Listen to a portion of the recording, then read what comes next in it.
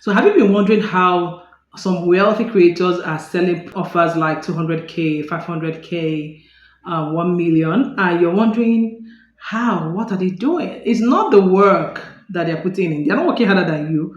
And especially when you think of the fact that these kind of offers that they are selling are offers that you're rendering to people for free or for peanuts, and you're wondering what is the catch. That's what I'm going to give you in this video. All the tea, 5 of them, exactly what you need to know to make your pricing worth it and get people to pay without pricing you down. Like I'm Chisom, I'm a book editor, I'm a ghostwriter, social media strategist, influencer. I'm trying to build that. Everything, entrepreneur, not everything, entrepreneur, and I'm such a Jesus girl. Yeah. All right. So, and of course, I'm the founder of the transitioning White Glove publishing company. All right. And we render 360 publishing services where our clients can need to do nothing really in that sense.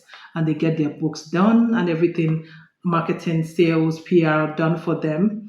All right. Including writing the actual book without owning the without us taking the copyright. Okay, we do all of that. These 5 tactics I'm going to show you will change the way you price. It will help your confidence. It will help you get out of debt. It will help you, begin to see the value in what you have created. Because if you see the value, you will price it properly. Okay, now let's dive in. Now, tactics number 1 is value-based pricing. What is value-based pricing? I'll explain. Let me give you an instance. In Nigeria, most times we price our services or products according to what we can afford. So we assume that everybody are in our income bracket.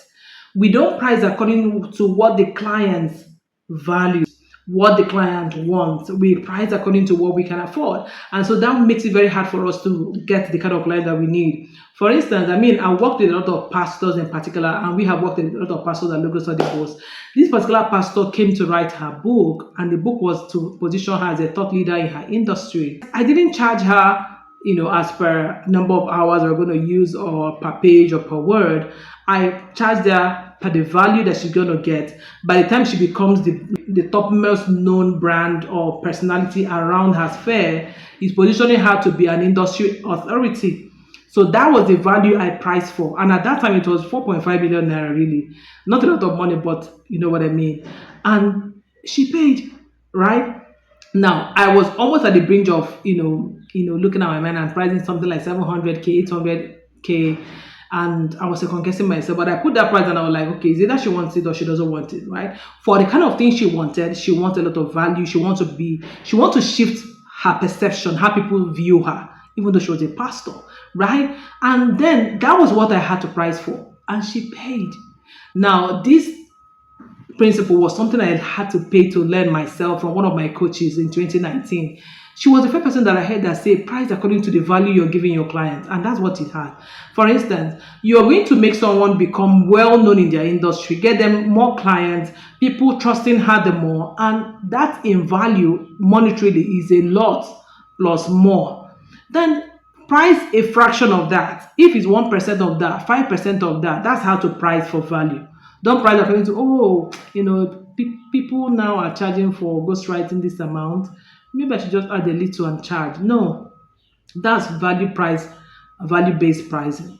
And it had never failed me. Trust me. Even just yesterday, we sent out an invoice, and that was what I said. Price this person, not just the typical per word, per page. Price the person based on the value that we're going to bring in the space of time we are also going to bring it. This person would use that work to earn a particular accolade and certification. And yes, that was how we charged. And he was ready. Ready. It's usually a surprise to my team, some of them sometimes, when certain clients that will feel like, oh my God, our price may not suit this person because of how they have perceived the person or how they weigh the person. But when the person now pays, it gets to like, oh my God, I didn't think that. So I like the fact that that is also causing a major shift in their mindset, just like it's doing to mine. Okay, I have peace now in my business, guys. I do. Okay. Now, the second price tactic is scarcity and exclusivity. I have a lot of times when I will be talking to people, my friends, fellow entrepreneurs like me, and you hear them say things like, oh, I need to order this gel bag, or don't designer or the other. I don't really buy designer, right? I don't think I've gotten to that level, right? So then I need to really book this now. If not, I won't be able to get it again. And or I need to get into this program. I need to pay for this conference. If not, I'll get it. And they go ahead and book. And it always tells me something that there's something about scarcity. When you create your brand in a way people know, oh, if you don't get in now, you're going to lose out. It works for the right people.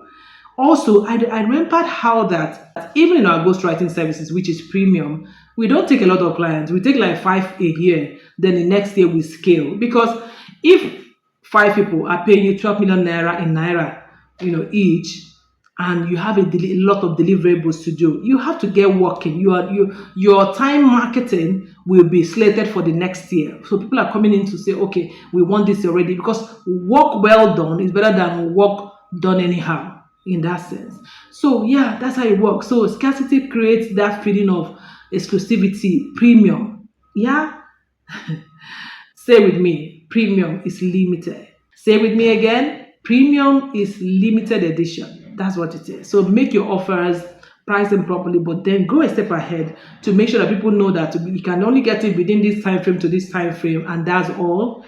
And also don't make one size fits all services in that sense. Depending on what you're selling, right? It works all the time. So I've told you about value-based pricing. Now I've told you about scarcity and exclusivity pricing. Let's go to the third one. Okay, the next one is tiered packages. Tier meaning that, different levels, right? A lot of you still don't apply this. And I thought I needed to talk about it. What are tiered services? Meanwhile, I learned this a lot from my foreign associate clients, people I look up to over the years. I mean, since I started content creation in 2008 or so, I've always seen that, whether it is software, whether it is for blogging, training, then I've always seen the tier packages where you have a particular deliverables you can get for a particular amount, basic. You have another one, okay, let's say that basic is $1 per month. You have another package where you have other, much more added to what you're getting in tier one. In tier two, it gives you all that and more. And then you pay, let's say $5. I'm just giving an example. And then you have a third one where you have to get everything in tier one and two in that one with a little more, and you pay $10. When you create those three tier packages of pricing of your services, what you're doing is psychologically getting people to get to number two fast. A lot of people are going to take number two and then or number three. People will struggle. They don't want to stay in the bottom. They don't want to stay in the basic. See, anybody who stays in the basic is not really your ideal client, at least as at that time. They just want to try the service and see how it is. And sometimes that's where they will remain. People who really want that service will take tier two. So if you want to sell out tier two and that's your original pricing, make a third higher price, and you see a lot of people flock into tier two, and then get a lot of more people getting into tier three as well. See, this thing I'm telling you works. And a lot of Nigerian brands and African brands have learned it as well, and it's working. So don't just have a strict package. This is just the price. Your clients are not all the same. All figures are not equal, right? People want more. There are people who want more value. So let's say, for instance, in my publishing service, we have a package for, I think the basic, what I'm calling the basic now is 7 million naira. We help you write, publish a number of copies, you get everything done, write, format, design, all of that, and deliver a number of copies. We also have a second package. I think that is 12 million package, if I'm correct. 15, yeah. It used to be 12, but it's 15 now. So with 15, you get all that, but more copies, and then you have marketing materials done for you. You have some media PR, services in that other as well. Then we have the 25 million one. I won't even call it premium, but that's because we're just starting out. We have those three packages. The 25 million naira one gives you all of this, more copies, gets us to come create. We design your book event. We send invitations out. We visit your topmost guests. We work with you to certain meetings. We do a whole lot. We get, like, you have a book manager working with you from our company, right? And in a specific frame of time, right? And some clients who want hands off, who don't want to bother about all that because they are busy making the mullah. They want they want you to do everything. So why would you not have a package that caters for them? You get? So tier packaging helps people to know exactly if you have what they want. And see, when you're doing tier packaging, make sure you're explaining every deliverable in each tier. Very important. Don't be deceptive. Don't let people think that, okay, I'm buying this and I'm hoping to get this. I'm hoping to get one, two, three, four, five things. But meanwhile, you mentioned it's only one, two, three you're hoping to give them. Then you come and shock them later because you've gotten the money. No, don't do that. You're a kingdom faith-filled person. Don't do that. We don't do that around here, okay? Or three tiers might be best or good, better, best in that sense, right? And people always want to go for the best or for the better. You hear what I mean? Create your services that way. Add more value. Don't just fixate on just. I remember when I was so fixated on just having my company deliver only editing and proofreading services. Even when I went to register my company, I was telling the lawyer that, oh, that's all we want to do. He's like, we don't have that in our template under company categorizations. We have to register it as a publishing company. And I reluctantly agreed, and I still stuck to doing just editing and proofreading. But look at it today. Today we are not doing just publishing. We are working with a certain kind of people who are busy, people who are legacy minded, people who have stories of their life to tell, people who have, stuff, and they have quite a wealth of experience that they need to get out there, but they don't have to be involved to make it happen in that sense. Okay. So that's transition, that's work. You have keep learning, you keep pivoting, and that what works. Let's go to pricing number four. Four, right? All right. This number four is very remarkable for me, and I thought I need to talk about it. This is pricing. This is positioning your pricing with purpose. Now, let's look at the fact that a lot of people actually are looking for people of their same faith, people who have value system, whose businesses are driven by values. Who is serving them, right? This is one of the newest learning I have come to embrace because if you remember what I said earlier, I was struggling with how do I position this channel even. And as I'm struggling like that, I was also trying to fine tune it on my company level. We need to stand out more as a Christian centered organization without being churchy. You know what I mean? And when you position yourself as a kingdom driven specialist in a particular field, you will attract a lot of people who have been longing, who are safer with people that they feel they trust. And of course, you can't drop the ball. If you position yourself as a Christian brand, you have to be Christian in that sense. You can't promise and fail. You can't cut corners. You can't take bribes.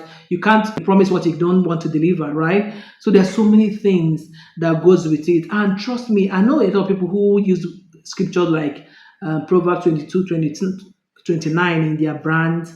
And we help them stay on track and know that, oh, our content is for people who see faith as a filter. They decide, oh, if there are two or three people doing the same thing, they will go for the one whose faith is announced than other people because for them it's very important. It's not fluff, real, it's tangible for them, right? I remember a YouTuber right here who also does a lot of inserting scriptures and all that, which is CCME.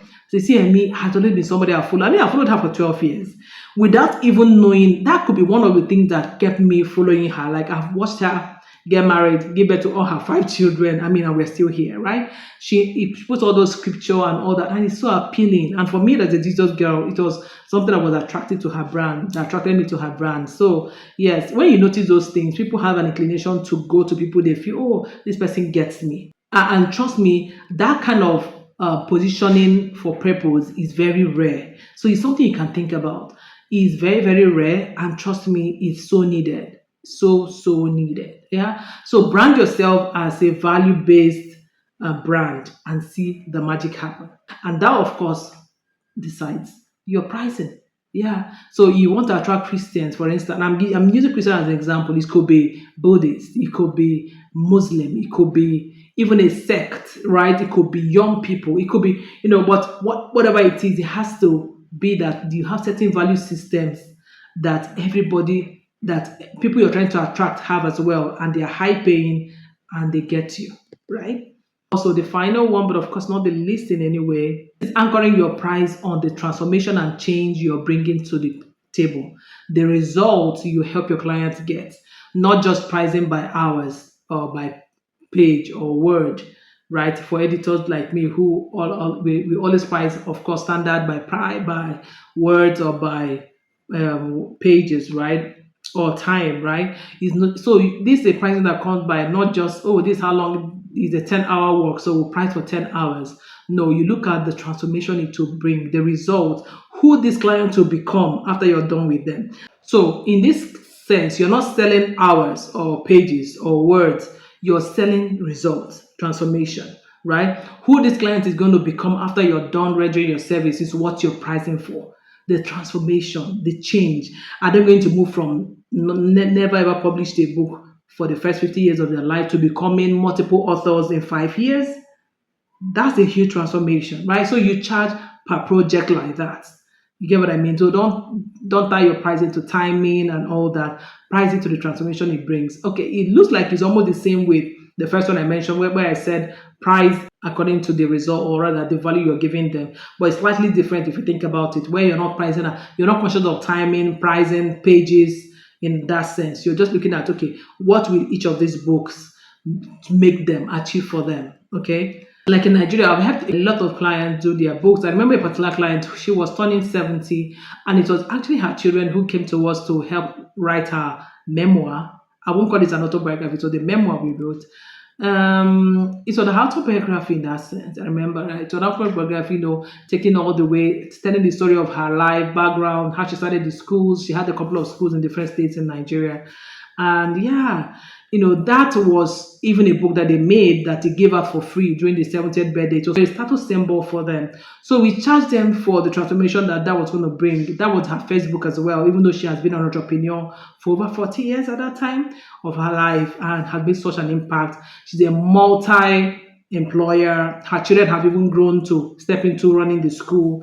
Amazing, right? That kind of project, you don't charge hourly, how long it took you to make it happen, or by page and all that. You charge by the transformation you're bringing. That was in 2017. I have gone ahead to do many more. So look at the transformation that you're bringing, not time. Yeah. So most clients don't want, per page, per this. They want the result. Can you deliver this? Do you want, I want to become this by the time you're done, right? So give them the results, not just about the hour or the timing, and make sure you're backing it up with testimonials of people who you have helped achieve that as well.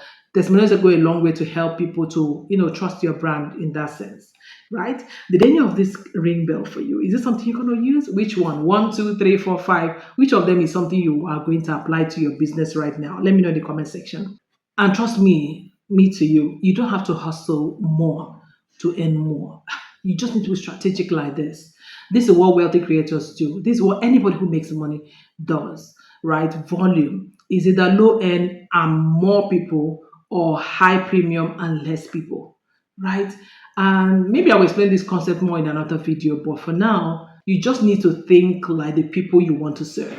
You need to change the way you're thinking. Stop thinking like yourself. Think like the people who you're offering the service to. Okay? These 5 tactics I've given you would naturally 10x your, I love that, 10x, 10x your income with ease. And should I say, a friend of mine, we actually grew up in church together in House of the Rock, just became the first 10x coach. That Grant Cardone movement, right? He became the first coach in Nigeria, and he's leading the African movement as well. Fear God sent, he's amazing. Anyway, so I had to use that 10x there. You know what I mean? Yes, these 5 tactics will 10x your income. It did mine, and I'm sure it will yours as well. Have you subscribed yet? Please go ahead and tap the subscribe button. Please like this video. Okay? So that YouTube can send it out to more people to set them free from low costing, from living hand to mouth with so much skill. We are faith people. Don't keep this to yourself. Make sure you share, and I'll be right back on your screen pretty soon. I need all the encouragement I can get. Trust me, guys. I do. I am at the phase of my life now where, pardon me, I'm a phase of my life right now where a lot is happening. A lot is happening with my finance, with my family, with my health. Gosh, I'll give you guys this. So I need a lot of encouragement. I'm not blackmailing you into helping me by subscribing. And of course, remember that you can be a member of this channel. The link is below. You can be a paid member of this channel and get exclusive videos. You can always join my live stream and gift me supers and all that. There are lots of ways you can support this channel, and I welcome you to do just that as a spirit leads you, of course. All right, I'll see you in my next video. And please, if you have any pricing, marketing question on your mind after this video, make sure you drop it in the comment. I'll be answering them right away. All right, cheers. I'll catch you then.